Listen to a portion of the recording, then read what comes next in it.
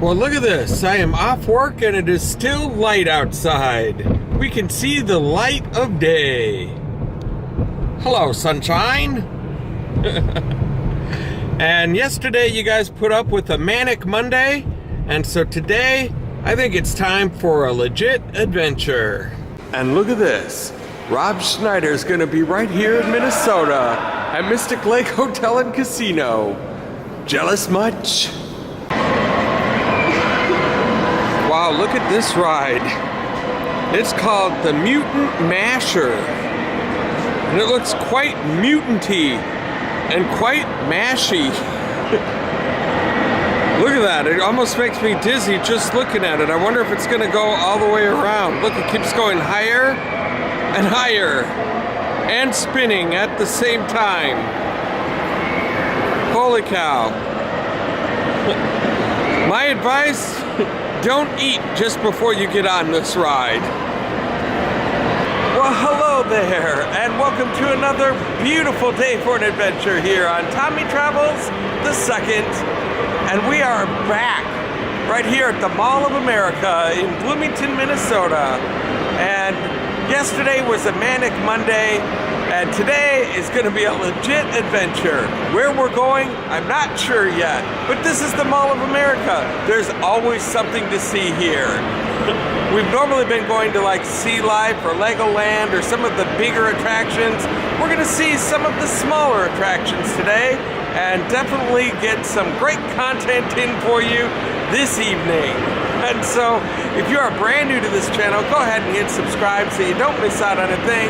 You guys, come on with me, let's go see what there is to see.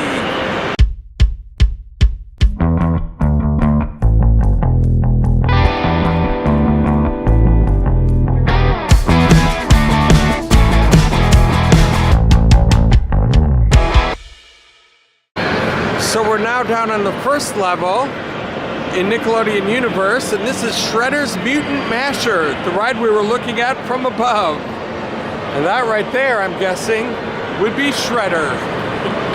And if you ride this ride and feel dizzy and sick, I'm thinking that he's the guy to blame. And I don't think I would take the time to send him any type of a complaint letter either. I'm sure he gets a lot of them, and I think we know what he does with them. Well, look at this. The Mall of America has a Hard Rock Cafe. There's got to be something cool in here, wouldn't you think? Let's find out. Oh my gosh. I think we have hit the jackpot, especially if you are a fan of Prince. They actually have some actual outfits that Prince wore while performing on stage. This one over here is his stylish outfit that he wore during his 1987 Sign of the Times tour. This one is, of course, his signature purple that he liked to wear. He was a big Vikings fan as well. You could see him up in the suites at a lot of games. And this outfit right here is the same that he's wearing in the picture up there. I like how they have these symbols that adorn the walls. That is a great idea. Well done, whoever came up with that. Well done. This is kind of cool. You can sit at a booth and look at a portrait. I'm not exactly sure who that is, so if you know, leave a comment below. But that is not a canvas, my friends. Those are chains hanging down, and each one is colored in such a way that it creates this portrait. Look at that. From every angle, you can see it. And just to give you an idea, to get closer, to show you what I'm talking about, see? Just chains. So I moved around to the other side of this booth, and you can see the portrait a lot more clearly. That, ladies and gentlemen, is Kurt Cobain. And if you are a fan of Nirvana, this is the booth for you, because it even has a signed guitar by Kurt himself. And even handwritten lyrics from a work in progress. And just to put the cherry on top, look at this. Class of 1985 yearbook. And there, my friends, right in the middle, that is Kurt himself. So here's a look at the bar and restaurant area. They have all sorts of tour jackets up there. That one's Blood, Sweat, and Tears. They have an Eagles one right there. Just everywhere you look, there's something to look at. They have a drum set above those booths over there. That looks out into Nickelodeon Universe. But look at these guitars. Well, they got a guitar and a bass. That is some fantastic artwork and very large. And then they even have a stage for some live music, which I'm sure they have on nights that are not called Tuesday. More chain art behind the booth. And this guy I recognize.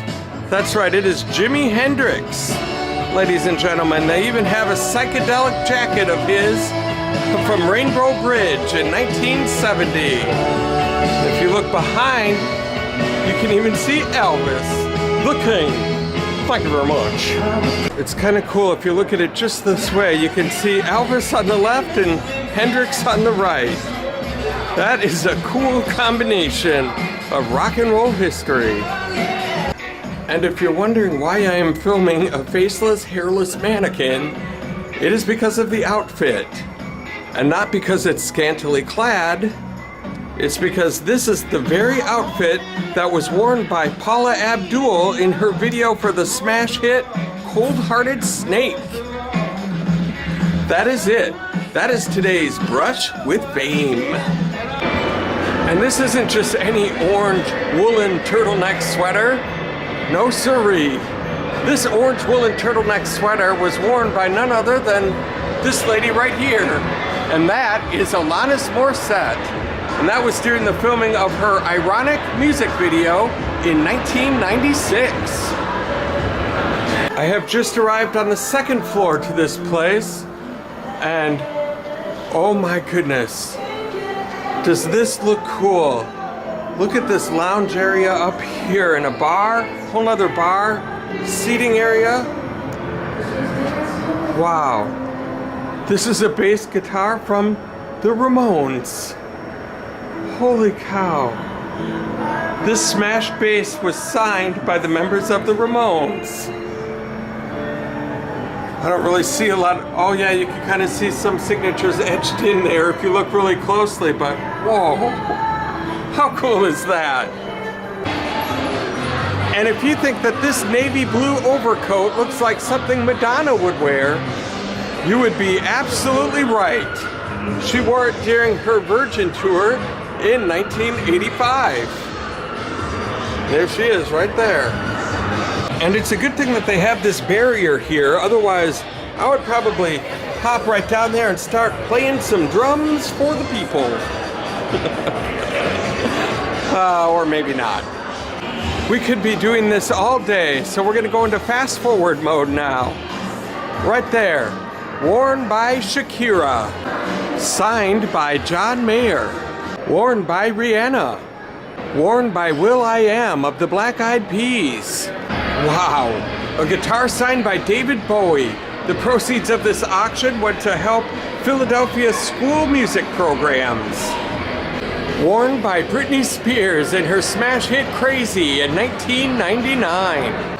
They have a little section for James Brown himself.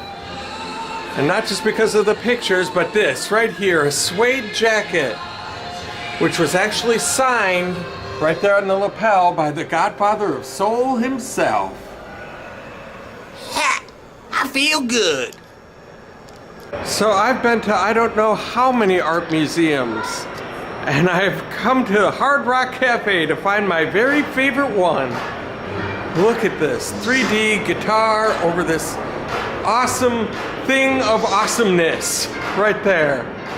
And it is right next to a guitar signed by Bush, the 90s grunge band. And here's what puts the rock in Hard Rock Cafe right here. An exceedingly rare Kramer Axe bass that he played in the 1970s. And a drum pad signed by Peter Criss. And even a guitar signed by the man himself, Eddie Van Halen. And there he is, up there and right there. And they've thought of everything here at Hard Rock.